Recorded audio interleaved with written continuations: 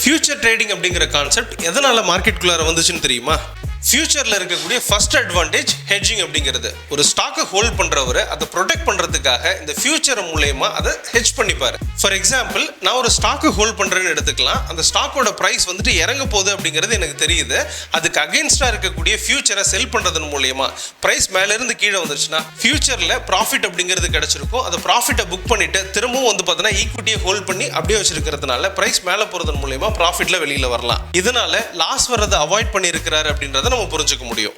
அடுத்து என்னன்னா price Discovery. அதாவது ஃபியூச்சரோட பிரைஸ் ஈக்விட்டி பிரைஸை விட அதிகமாக இருந்துச்சுன்னா பாசிட்டிவ்ல இருக்கு மார்க்கெட் அப்படிங்கிறதையும், அதுவே டிஸ்கவுண்ட்ல ட்ரேட் ஆச்சுன்னா பிரைஸ் வந்து நெகட்டிவ்ல இருக்கு அப்படிங்கிறதையும் நம்ம புரிஞ்சுக்க முடியும். அடுத்ததா ஹை லிக்விடிட்டி. அதாவது ஃபியூச்சர்ல வந்து பாத்தீங்கன்னா அதிகமான வால்யூம் இருக்கிறதுனால அதுல ட்ரேட் பண்ணி ஈஸியா என்ட்ரி அண்ட் எக்ஸிட் அப்படிங்கிறது ஆக முடியுது.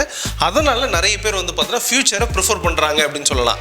Leverage advantage. அதாவது ஓவரால் வேல்யூ அப்படிங்கிறது ஒரு 5 lakh rupees இருந்துச்சுன்னா அதுல 20% வேல்யூ மட்டுமே இருந்துச்சுன்னா அந்த ஓவரால் பொசிஷனை நம்ம அந்த 20% மார்ஜின் வச்சு நம்மளால கேரி பண்ண முடியும். சே ஃபார் எக்ஸாம்பிள், ஒரு 1 லட்ச ரூபாய் இருந்துச்சுன்னா 5 லட்ச ரூபாய்க்கான பொசிஷனை வாங்கி ஹோல்ட் பண்றதன் மூலமா நம்ம பெரிய லாபத்தை எடுக்க முடியும் அப்படிங்கிறது another advantage.